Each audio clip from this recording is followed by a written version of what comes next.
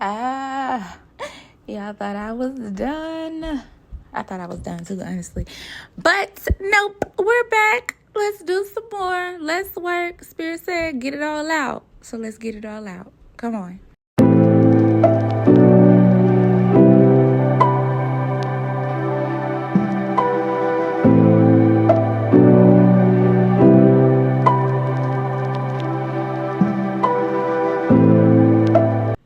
And we are back with the night. Look at that night. Ooh. Okay. The night archetype is primarily associated with chivalry, countless romance, protection of the princess, and going to battle only for honorable causes. The knight serves his king or lord, and so this archetype has spiritual overtones as well as service and devotion. Loyalty and self-sacrifice are the knight's great virtues, along with the natural ability to get things done.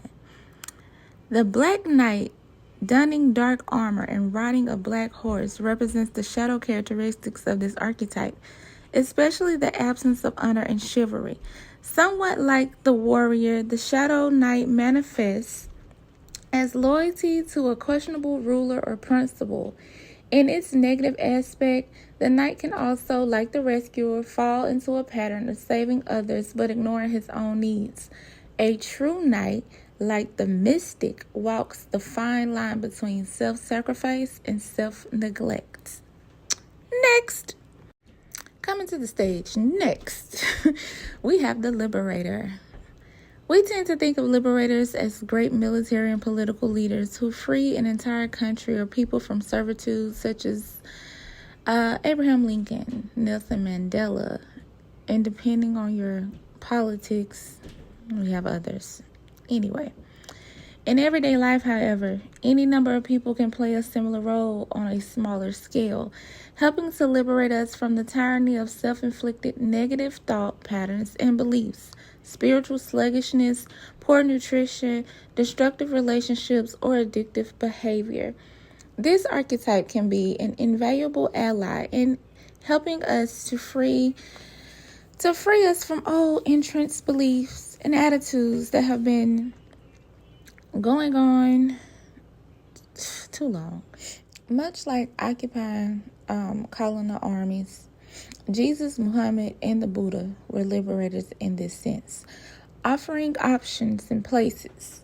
You do not have to be a charismatic leader to have this archetype, though. Thousands of people have taken part in long campaigns to win freedom from various kinds of oppression, from the freedom riders of the civil rights movement in the United States to the freedom fighters of the Hungarian Revolution. The Shadow Liberator manifests in those who would liberate us from one tyrant only to impose their country. Okay, Spirit. That is not what I was about to say. Oh, okay. All right. The Shadow Liberator manifests in those who would liberate us from one tyrant only to impose their own tyranny over our lives. Corporate, political, religious, and spiritual leaders who speak of freedom as a way to their individual achievements, goals, what they want.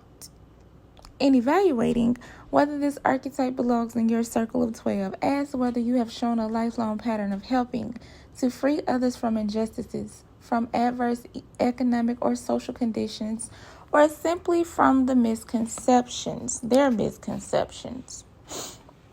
Let's continue. Up next, we have The Lover, featuring Leonardo DiCaprio. All right.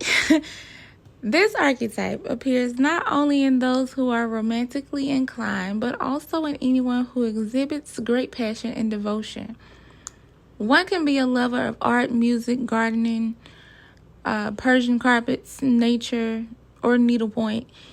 The key is having a sense of unbridled and exaggerated affection and appreciation of someone or something that influences the organization of your life and environment. Although the lover is present in everyone's life to some degree, As a personal archetype, it needs to play a significant role in the overall design of your life and your self-esteem, which is its strongest link to your psyche.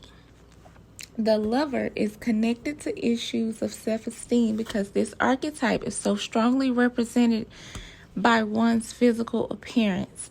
Even if you have the lover archetype prominently in your psyche, you may repress this pattern out of lack of self-esteem, especially regarding your physical attractiveness.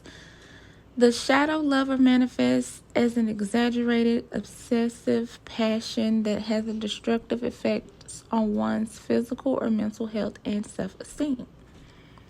Okay, everybody got it? Moving on. The Martyr.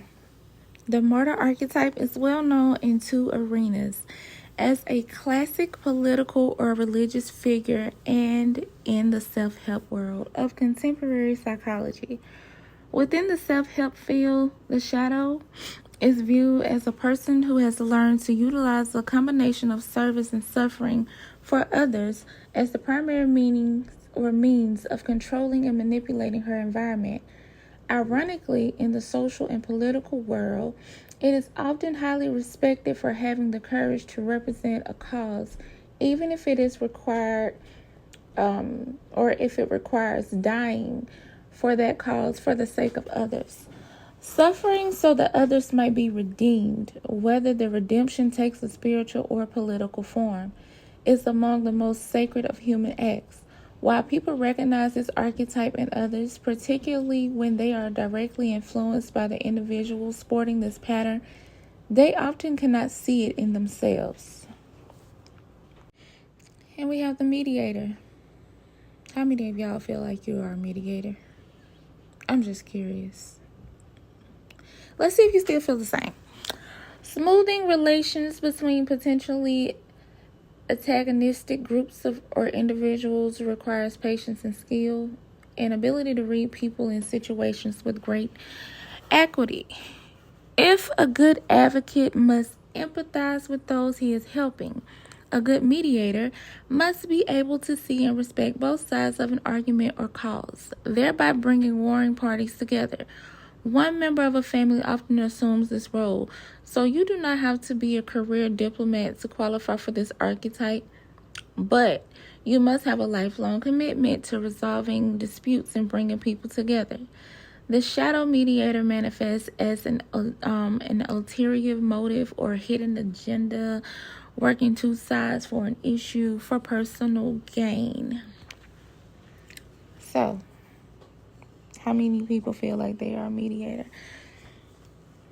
I may be able to relate to this one, but let's continue.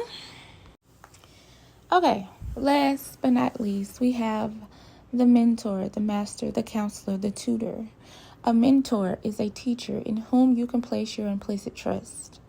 Today, the role of a mentor is crucial in a surprising range of life situations, from many forms of art to business and spiritual practices.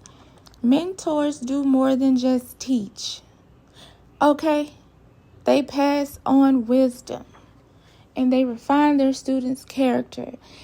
In its shadow aspect, however, the mentor can take on an overbearing attitude that is more about imposing control than imparting wisdom. A characteristic of the shadow mentor is an inability to allow the student to move on into the role of a master, maintaining control over the student's development of mind, body, and skill. So I'm a mentor you, but I'm only going to give you so much. I need you to stay in the mentee section. I don't need you to go into mastering anything just yet. That is how it manifests in the shadow. The distinction between this archetype and the teacher is mainly one of degree. If you have shown a lifelong pattern of taking individual students under your wing and guiding many aspects of their life, this may be an appropriate choice of archetype to go into your family of 12. All right. we're going to stop here for that video. I may come back with another one because I'm feeling away today. You know, I'm feeling it. I might not. Who knows? It depends on what Spirit wants me to do. Because as you all know, if you know me, I follow how I'm guided, how I'm led. So if it comes on me again, you'll see me again today. If not, try me tomorrow. Y'all have a good day. I hope you are enjoying these archetypes. I hope you are learning something, because I'm learning something as I am teaching you and spreading this with you. This is a great book. I still recommend anybody get this book. Well, actually for everybody to get this book if you can. Listening to it is one thing because it is an audible as well. But when you actually dive into it and break it down and really reflect and learn, this book is chef's kiss. I can't wait to move on to the next one, but right now we are still in Sacred Contracts. We are still reviewing Sacred Contracts, Awakening Your Divine Potential by the great Carolyn Mace, who also wrote Anatomy of the Spirit, because that's where I'm going right after I finish these contracts, and helping y'all and myself as well uncover our contracts and working and utilizing our archetypes. So anyway, peace, love, unicorns and rainbows to you all. Until next time. Ciao.